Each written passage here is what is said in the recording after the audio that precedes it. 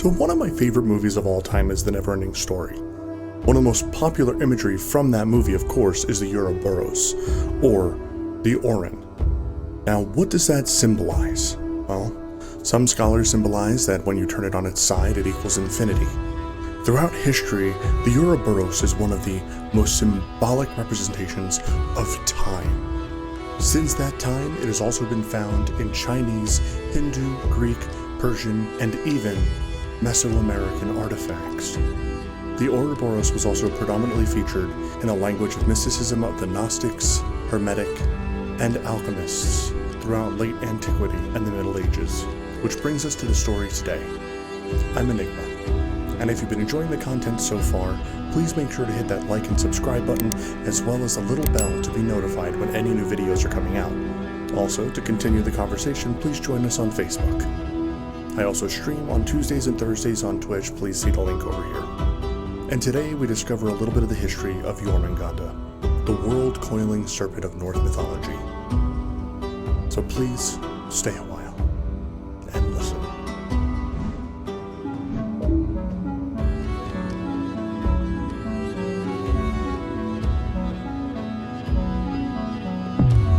Of all the gods, giants, beasts, and serpents that have stalked the landscape since the dawn of mythology, one of the most renowned is the world-coiling serpent Jormungandr. In Norse myths, when Jormungandr stirs, storms, earthquakes, and tidal waves erupt. Kin to Loki and the mother of monsters, Enygma, Odin had cast out Jormungandr and its siblings, Hel and Fenrir. Jormungandr now lies in the depths of the seas, where it grew and grew until it encircled the earth, holding its own tail in its mouth, lying in wait for the day of Ragnarok. Dating back between 800 and 1400 BCE, a span that includes the epochs that we know of, we find both the poetic and prose myths. Their writings are the single most important source of knowledge of Norse history and religion. We find all featuring the popular Thor. In one, the frost giant Utgard Loki used magic to make Thor think he was trying to lift a house cat, while he was really trying to drag Jormungandr from the sea. He was only able to lift a paw. In another story, we see Thor fishing with Hymir, one of the Jotun frost giants. When Hymir refuses to provide Thor with bait, Thor strikes the head off of Ymir's largest ox to use it as his bait. As they rowed out to sea, Thor demanded that they go further and further than Hymir was comfortable with. Thor had cast his hard line, letting the line and bait sink into the deep. It was not long until something bit.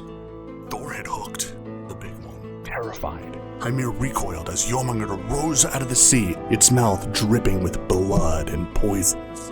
The horrifying sea monster had struck at Thor, but Thor kept pulling until, on one version of the tale, the god's feet broke through the bottom of the boat. The oceans churned with tidal waves and the sky turned black. Thor didn't back down, but as he aimed Mjolnir at the monster's head, the desperate Hymir cut its line. Jormungandr sank back into the depths again, swallowing its tail. His time had not yet come.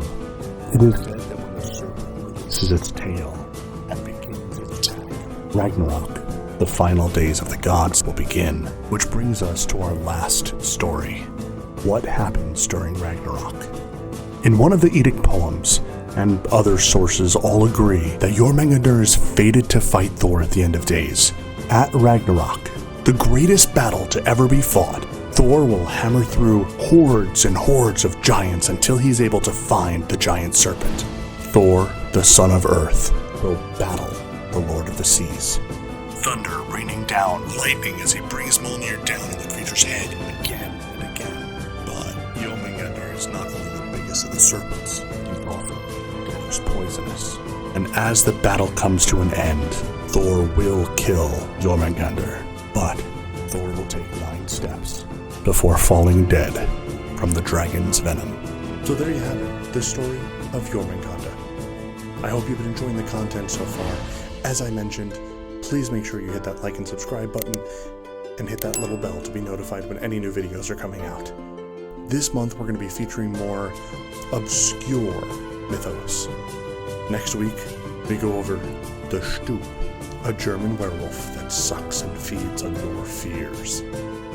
We'll see you next time.